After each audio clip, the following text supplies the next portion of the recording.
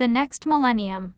In May 1994, whilst at a meeting with our publisher, Alec Bartholomew of Gateway Books, he suggested that this revised edition would provide an opportunity to update the only planet of choice with information for the next millennium. Gateway had received many requests asking for more information. It appears that many mediums, channels and psychics have been giving conflicting prophecies and predictions about the changes that are going to take place in the coming century. Needless to say, Alec's suggestion was valid and timely. Among other subjects, this chapter sets out a transformational arena that now seems to be the focus of the Council of Nine's attention, and it concerns the relationship between the Celtic nations and the English. While parts of this chapter may be uncomfortable reading for some of us who live in the British Isles, we should be courageous and realize that the time to start on these transformational processes is already here. We cannot wait until the year 2000. We are on the threshold of the next century. Hopefully what Tom and the Council of Nine have to say will provide us with some insights and guidelines for a new way of life. I had the privilege of sitting with Tom for these communications, and consequently I have been able to emphasize certain words and indicate the pauses because I was there. No amount of writing, however, could adequately convey the very special energy that was present or the multi-level communicating that went on. I do not know if this is the usual experience, but while Tom was talking, ideas and complementary words and images were being given to me telepathically, which has led to a rather different style of writing than the preceding communications, at which I was not present. Irene, greetings Tom and to the Council of Nine. While we would like to ask you some questions concerning the next millennium, do you have anything that you would like to say to us first? Tom, the Council has asked that I convey to you that we understand the difficulty of removing self from self in your world of density and of propensity for self. For the past 3 decades there has been interest in self for self and interest in decadence. It is now time to let go of the past 3 decades of decadence before moving into a new transformational arena. And as you know, any time that there is a forward movement, the old entraps and strangles like that of the octopi. They occupy you? Is that right? Irene, yes, we understand what you mean. Tom, and they also attempt to hold tightly to systems of belief, and the necessity for change is then covered in darkness.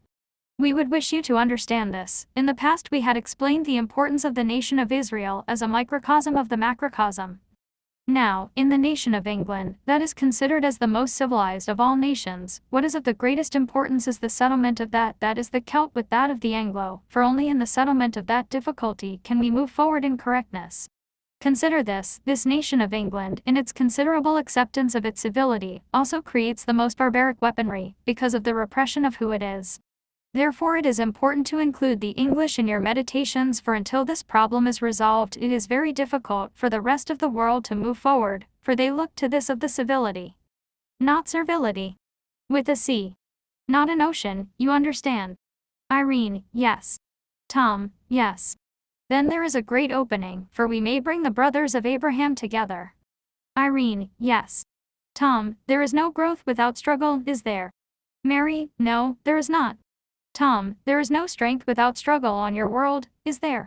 If you would lie upon your bed and not move, there would be weakness, is that true? Irene, yes. Tom, if you lifted weighted things, there would be strength, is that true? Irene, yes. Tom, therefore you are in strugglement. Irene, yes, thank you for that, we really appreciate it. Tom, in the nation of England the civility stops the truthfulness. What is needed is a courageous breaking through, that breakdown in correctness, for do not those of the nation of England tend to put everything under the carpet? Mary, yes. Tom, we are sorry, Mary, for it is your nation also. Mary, I accept what you say, I understand it, I think that it is so, and I am sorry that it is so. Tom, it is simply because the male energy has ruled for dominant times and it is feeling threatened now, for it knows that it must have equality with the female or it cannot survive. All the source of power comes from the female. By controlling the female, keeping her in bondage and in servitude he can then own that power, do you know that? Irene, yes. It's no different from what the Chinese have always attempted to do with the Tibetans. Tom, exactly. Now that the time has come for equality, those of the male geneticalness are frantically trying to rearrange their molecules and all of their energy fields and wanting to maintain in their relationships that it is the God. Think about this, of all the nations upon your planet, the nation of England has what you call significant corruptions of sexuality within its government, does it not? Mary, yes, it does. Tom, the male power knows that it only maintains its power by taking the energy power of the female. It believes that. Instead of it being partners, it is total control, and from another viewpoint, it knows innately that in the act of copulation it is returned to the source. Yes. Irene and Mary, yes. Tom, very complex and all those of the nation of England, in their shuttered minds. Mary, this recalls a conversation which was held previously chapter 10 concerning the preparation of this planet for humankind. You had said that the others were trying to cut the ley lines, when they were being prepared, and that they had succeeded with the serpent. I feel that that is a dual reply, for in cutting the serpent, also known as the Michael and Mary line in England, they then managed to create the imbalance of power in this country, and this affects the entire planet. This energy is now being brought back into balance. So the serpent not only refers to the ley line but also to the male-female relationship as depicted in the word book. Tom, that is correct and of importance. Mary, so if the nation of England manages to correct this male-female balance, then the energy of this country, the way it spreads out through the planet, via the serpent that goes across England and all around the globe, but only around the northern latitudes, which was the area of the original seedings of humankind. Is this how the energy balances that male-female power throughout the planet? Tom, yes, for it sits at the top, does it not? Mary, yes. Tom, it balances it in the civilized world, for in the societies that they would consider as primitive in spite of appearances, this connection is understood. We pray that all extremities be brought into balance, be brought to consider what it has brought forth. If you understand the singular importance of this time, there is one movement forward and another that is trapped, so that the forward movement is blocked. It is as if there is this division, between that is, and that wishes not to be. There is a churning in the oceans of your lives on planet Earth that the octopi wishes to occupy. Do you understand? Irene and Mary, yes. Tom, Council has said I must stop asking if you understand, for you are not children, is that not so? We laugh now, I must. Yes. Therefore the octopi attempts to occupy by strangulation of thinking and clarity. The way forward is across the threshold, and in that threshold is the occupier of your planet at this time. What does one now do to disentangle on your planet Earth? You could gently remove the tanglements, but if they are strong and fierce, they will only hold stronger, will they not? Irene, yes, they will. Tom, if you would wish to axe them off, you might axe of yourself also, is that not so? Irene, yes, it is. Tom, you are in a quandary. Irene, yes, thank you very much. Tom, you must be flexible in time, do you understand?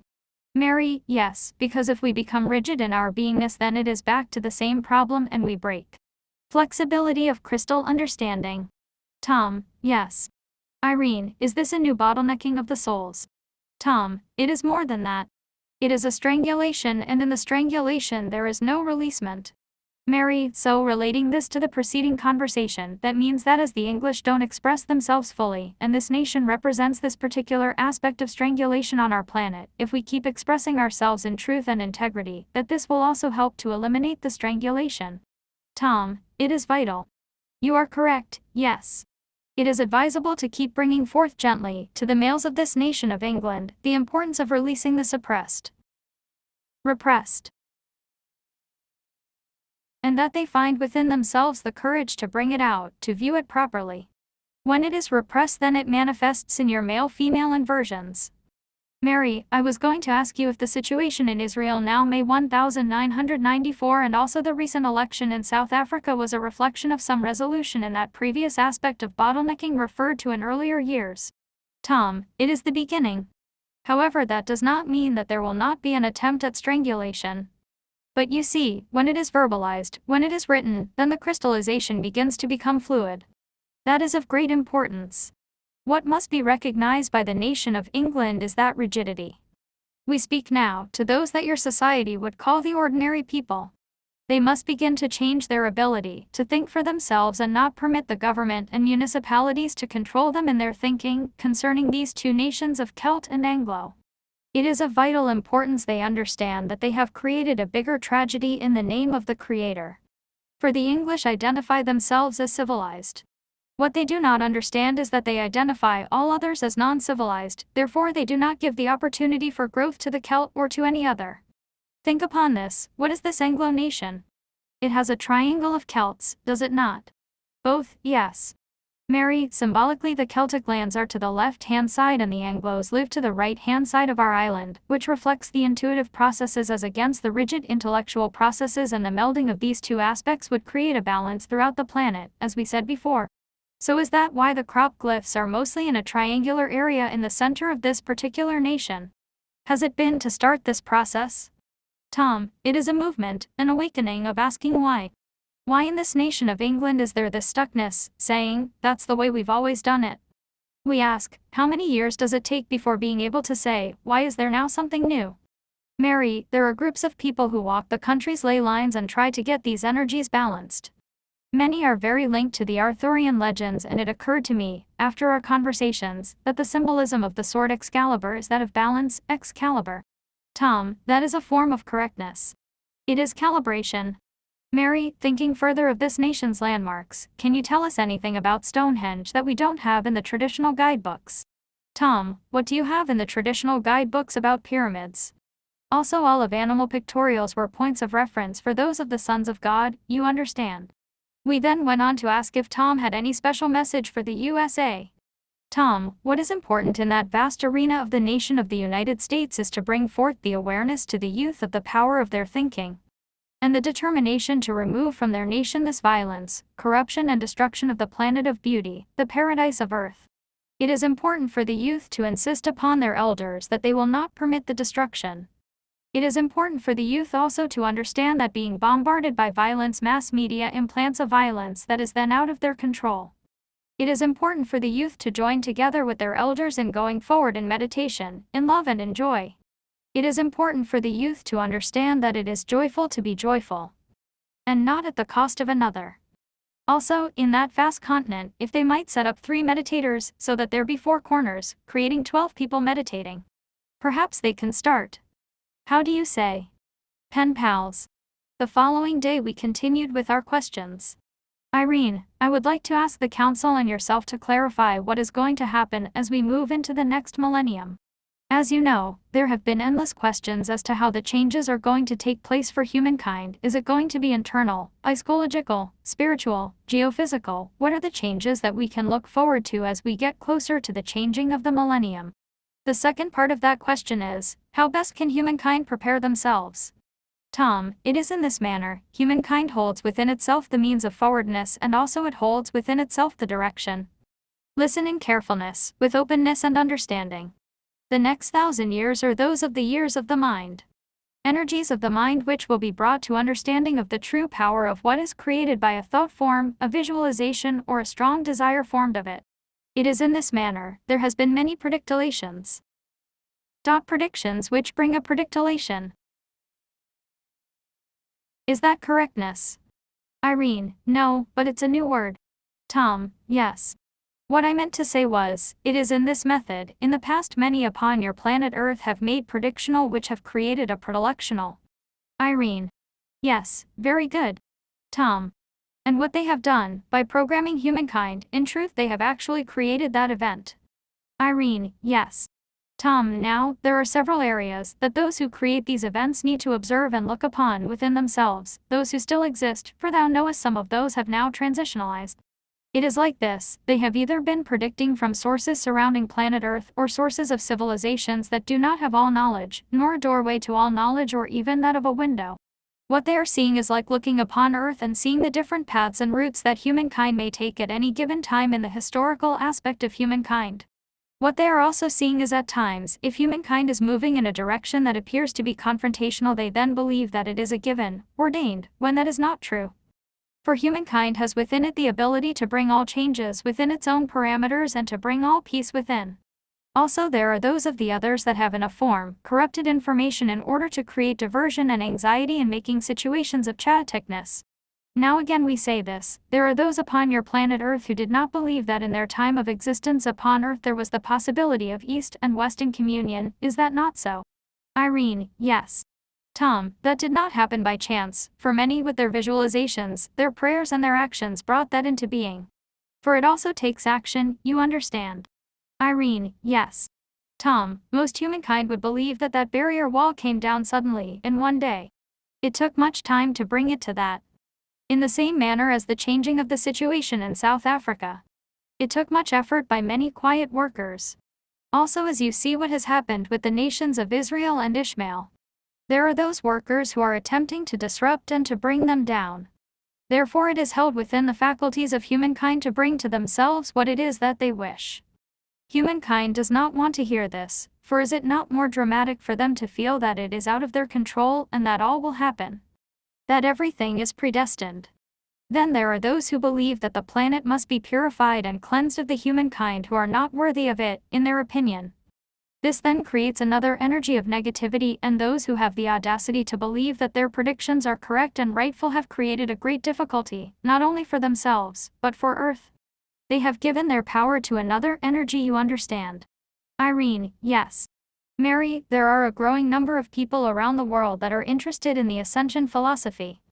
Can you tell me where that information comes from, and then, whether there is any truth in the concept that a few chosen ones will help the planet in its evolution, or coming back into balance, after what they term chaos? Tom, we will explain to you again about those civilizations that do not have full information, and then attempt to create an elitism amongst those of humankind in order to give them the feeling of specialness and uniqueness. In that way they keep them blind to other realities. At times, or in some instances, some of those sub-civilizations believe that they have the truth. It is not complete, and they do not understand that when they speak of the ascension, it refers to the energy fields creating the means for planet Earth to be a light space vehicle and upward movement. It does not mean that humankind will ascend, nor that a portion of them will ascend. It is also of importance to understand that the fear of destruction keeps the planet and humankind in bondage and serves no useful purpose. It only creates a lack of balance for the planet and imbalance and depression in humankind. We speak to all of humankind who live in this concept of destruction when we say that you hold within you totally and completely the ability to stop the devastation, the destruction of your planet Earth. If you are someone who wishes to be right at all times and in your error of thinking believe that your planet will be destroyed, then you take the responsibility of creating the destruction, and if we were in your place, we would be in great caution, very careful, for you do not know what you bring upon yourself. Mary, thank you. So just to clarify a little, these sub-civilizations are not from the others, then. They are just a bit confused, is that correct? Tom, and sitting on the fence, some of them? Do you understand what that means? Mary, yes, thank you very much. That is most helpful. Tom, therefore, we say, take hold of your own life, your own planet, take time for reflection, take time for prayer, take time for action, each be responsible in a small way and your planet will come to its peace. As you would feel that it has turned into chaoticness, it can also turn into joyfulness. And it is a natural situation at times, for there to be small eruptions and conflict, for there are evolved souls and those that are new souls without understanding totality, but that does not mean your planet is heading for total destruction. There is in your world a belief that there is a 1,000-year reign, is there not? Irene, yes. The Bible, Revelation ch 20v4-71. Tom, it is up to you, and in you are the conditions when that goes into effect. It is meant for your next 1,000 years, and there will not be a sudden, but a gradual change with acceleration, for humankind must now take a stand for living upon planet Earth. You hold this planet completely and totally. If you wish to give your powers to those who would destroy it, remember that you destroy yourself.